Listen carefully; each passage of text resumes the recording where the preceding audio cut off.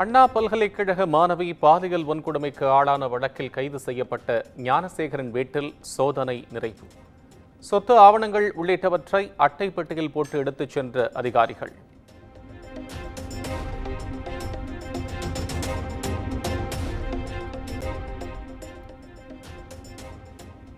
ஆபாச படங்களை பதிவிறக்கம் செய்ய பயன்படுத்தப்பட்ட ஞானசேகரனின் லேப்டாப்பை பறிமுதல் செய்த புலனாய்வு குழுவினர். நகை மற்றும் சொத்து ஆவணங்கள் குறித்தும் ஞானசேகரன் மனைவியிடம் விசாரணை.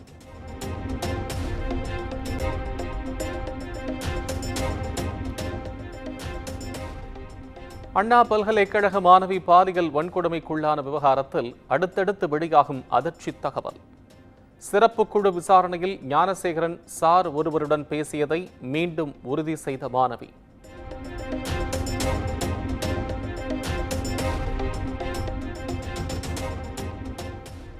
பாலியல் வன்கொடுமை வழக்கில் ஞானசேகரனின் கூட்டாளியான திருப்பூரைச் சேர்ந்தவருக்கும் தொடர்பு. செல்போனில் கைப்பற்றப்பட்ட ஆபாச வீடியோக்களில் ஞானசேகரனின் லைவ் வீடியோக்கள் இருப்பதும் கண்டுபிடிப்பு.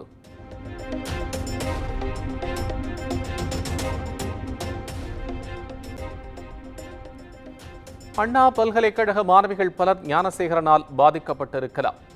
ஆபாச வீடியோக்களின் அடிப்படையில் விசாரணையை தீவிரப்படுத்தும் சிறப்பு புலனாய்வு குழு.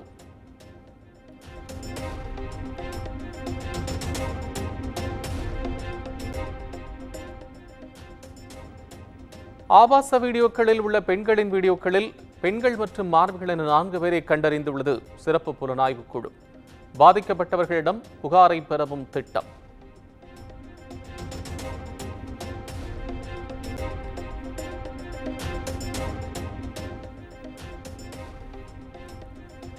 அண்ணா பல்கலைக்கழக மாணவி விவகாரம் குறித்து சட்டப்பேரவை கூட்டத்தொடரில் விவாதிக்க வேண்டும்.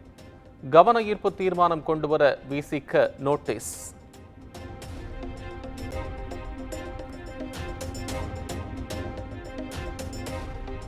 ஞானசேகரனால் இன்னும் எத்தனை மாணவிகள் பாதிக்கப்பட்டுள்ளார்கள் என்பதை கண்டுபிடிக்க வேண்டும். விசாரணையில் இன்னும் பல சார்கள் வெளிவருவார்கள் எனவும் எதிர்க்கட்சித் தலைவர்கள் கருத்து.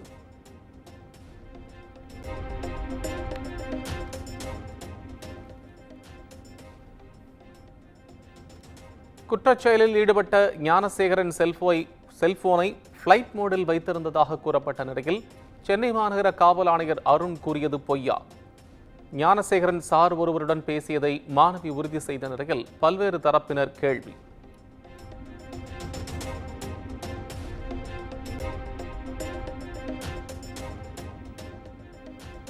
அண்ணா பல்கலைக்கழக விவகாரத்தில் குற்றவாளிகளை பாதுகாக்கும் நோக்கில் திமுக அரசு செயல்படுவதாக பாஜக மாநில தலைவர் அண்ணாமலை குற்றச்சாட்டு. தொடக்கத்திலிருந்தே வழக்கை காவல்துறை திசை திருப்பும் முயற்சியில் ஈடுபடுவது உறுதியாக தெரிவதாகவும் ட்வீட்.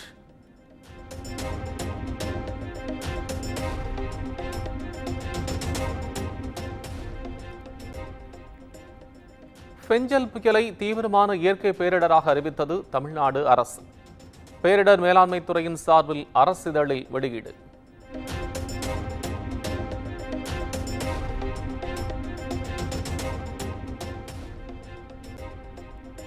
விருதுநகர் மாவட்டம் சாத்தூர் அருகே பட்டாசு ஆலையில் ஏற்பட்ட வெடிவிபத்தில் 6 பேர் உயிரிழப்பு.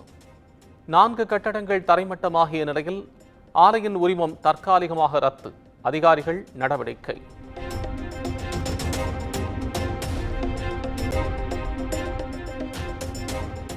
விருதுநகர் மாவட்டம் பொம்மையாபுரம் பட்டாசு ஆலையில் ஏற்பட்ட வெடிவிபத்தில் 6 பேர் உயிரிழப்பு தொடர்பாக 2 கைது. பட்டாசு ஆலையின் போர்மேன்கள் கணேஷ், சதீஷ் ஆகியோரை கைது செய்தது காவல்துறை.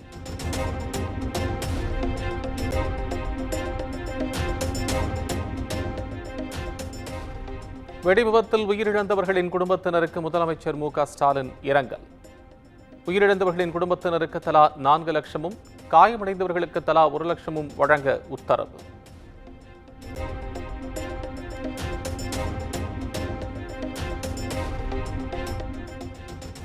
பட்டாசு ஆலை பாதுகாப்பில் தொடர்ந்து மெத்தன போக்கில் செயல்படும் திமுக அரசுக்கு இபிஎஸ் கண்டனம்.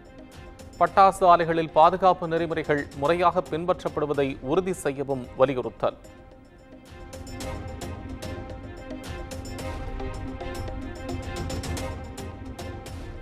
விக்கிரவாண்டியில் தனியார் பள்ளியின் கழிவுநீர் தொட்டியில் விழுந்து சிறுமி உயிரிழந்த விவகாரம். கைது செய்யப்பட்ட பள்ளி முதல்வர், தாளாளர், ஆசிரியை என மூவருக்கு வரும் 10ஆம் தேதி வரை நீதிமன்ற காவல் வழங்கி மாவட்ட நீதிமன்றம் உத்தரவு.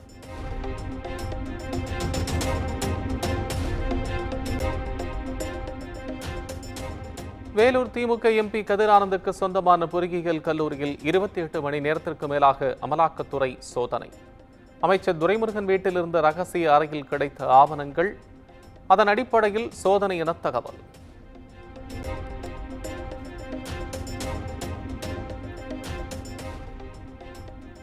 பொங்கல் பண்டிகையை முன்னிட்டு வரும் 17ஆம் தேதியும் விடுமுறை. அனைத்து அரசு அலுவலகங்கள், பொதுத்துறை நிறுவனங்கள், கல்வி நிறுவனங்களுக்கும் விடுமுறை. தமிழ்நாடு அரசு அறிவிப்பு.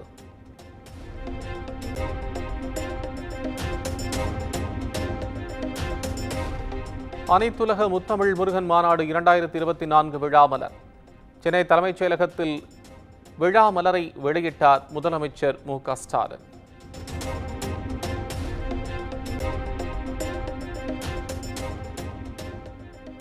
முகச்சிதைவு நோயால் பாதிக்கப்பட்ட சிறுமி டானியாவுக்கு வீடு வழங்கினார் முதலமைச்சர். மாற்றுத்திறனாளி பெண்ணிற்கு சக்கர நாற்காலி உள்ளிட்ட பல்வேறு நலத்திட்ட உதவிகளையும் வழங்கினார்.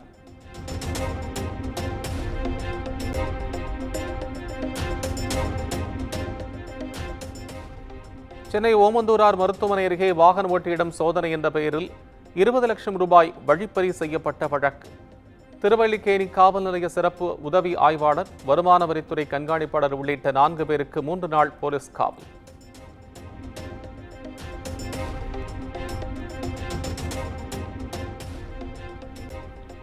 பாலியல் வன்கொடுமை சம்பவத்தை கண்டித்து போராட்டத்தின் போது ஆய்வாளரை பாமகவினர் அநாகரிகமாக பேசியதாக புகார். பாமகவினர் மீது மேலும் 2 பிரிவுகளின் கீழ் வழக்கு பதிவு.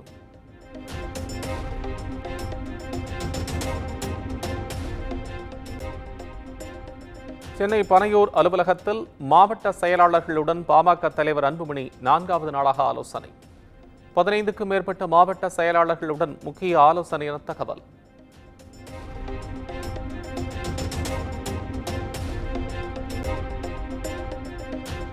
ஈரோடு கிழக்கு தொகுதியை மீண்டும் காங்கிரசுக்கு ஒதுக்க வேண்டும்.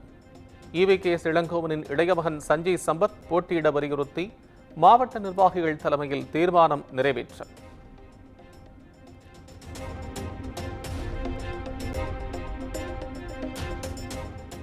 ஆம்ஸ்டாங் கொலை வழக்கில் கைது செய்யப்பட்டவர்களை விடுவிக்க கோரிய மனுக்கள் மீது விசாரணை நடத்த முடியாது. சென்னை முதன்மை அமர்வு நீதிமன்றம் திட்டவட்டம்.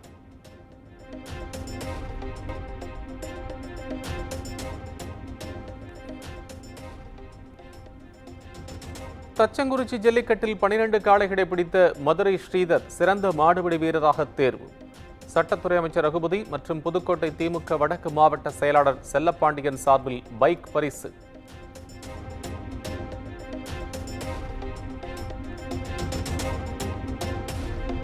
தச்சங்குறிச்சி ஜல்லிக்கட்டில் மோதல். மாடுபிடி வீரரை காளையுடன் வந்தவர்கள் தாக்கியதால் தடியடி நடத்தி கலைத்த காவலர்கள்.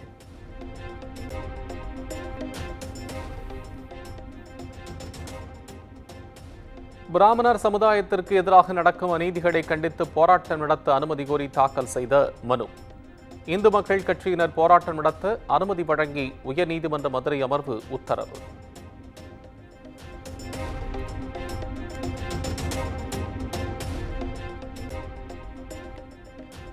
செல்லப்பிராணிகள் மலம் கழித்தால் அபராதம் விதிக்கும் அடுக்குமாடி குடியிருப்போர் சங்கத்தினர் விதித்த கட்டுப்பாடுகள் ரத்து. இயற்கை உபாதைகளுக்காக அழைத்துச் செல்ல லிப்ட் பயன்படுத்த தடை என்ற உத்தரவையும் ரத்து செய்து சென்னை சிட்டி சிவில் நீதிமன்றம் உத்தரவு.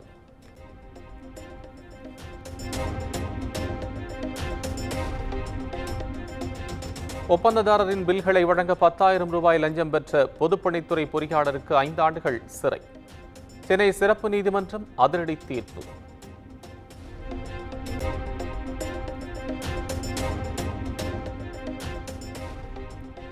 சென்னை தாம்பரம் கடற்கரை இடையிலான புறநகர் மின்சார ரயில் சேவை ஞாயிற்றுக்கிழமை காலை 7 மணி முதல் மாலை 4 மணி வரை ரத்து. தாம்பரம் ரயில் நிலைய மேம்பால பணிகள் காரணமாக பல்லாவரம் கடற்கரை, செங்கல்பட்டு, கூடுவாஞ்சேரி இடையே சிறப்பு ரயில் இயக்க ஏற்பாடு.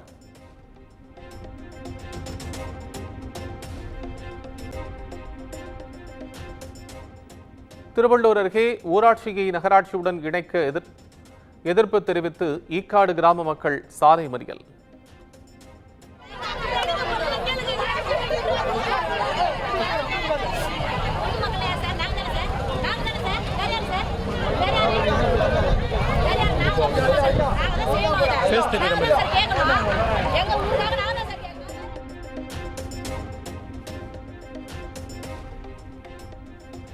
நூறு நாள் வேலை திட்டத்தை மட்டுமே நம்பியிருப்பவர்கள் நகராட்சியுடன் இணைப்பதால் வேலை பறிபோகும் அபாயம் இருப்பதாக வேதனை.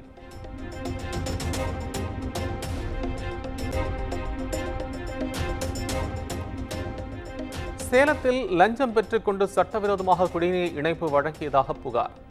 திமுக மன்ற பெண் உறுப்பினரை கண்டித்து பொதுமக்கள் சாலை மறியல்.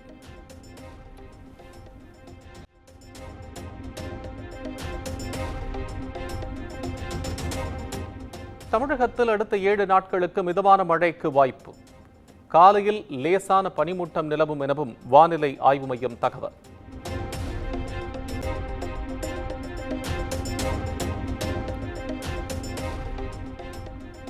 இந்தியாவில் உருவாக்கப்பட்ட முதல் விண்வெளி ரோபாட்டிக்கை ஆன RRM-TD செயல்படத் தொடங்கியதாக இஸ்ரோ அறிவிப்பு. ரோபாட்டிக் கரங்கள் மனிதர்களை விண்வெளிக்கு அனுப்புவது உள்ளிட்ட திட்டங்களுக்கு பெரும் பங்காற்றும் எனவும் பெருமிதம்.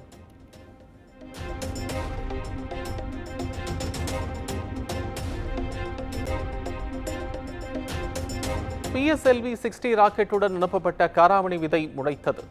விண்வெளியில் தாவரங்கள் வளர்ப்பது குறித்து ஆய்வு வெற்றி. இஸ்ரோ நெகிழ்ச்சி.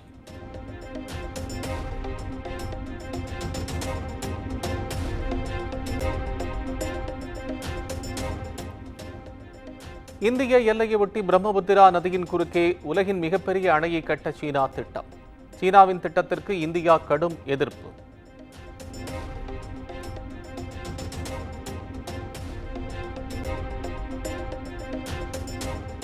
அமெரிக்காவின் டெக்சாஸ் மாகாணத்தில் வணிக வளாகத்தில் தீ விபத்து. பெட் ஷாப்பில் புகை சூழ்ந்ததால் 579 செல்லப்பிராணிகள் உயிரிழந்த சோகம்.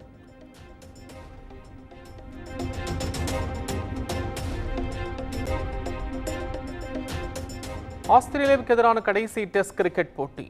2ஆம் நாள் முடிவில் இந்திய அணி 145 ரன்கள் முன்னிலை.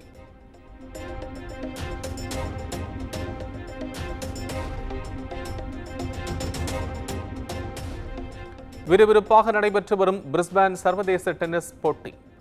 அரையிறுதியில் யுக்ரைன் வீராங்கனையை வீழ்த்தி முதல் வீராங்கனையாக இறுதிப் போட்டிக்கு ரஷ்ய வீராங்கனை குடர்மிட்டோவா முன்னேற்றம்.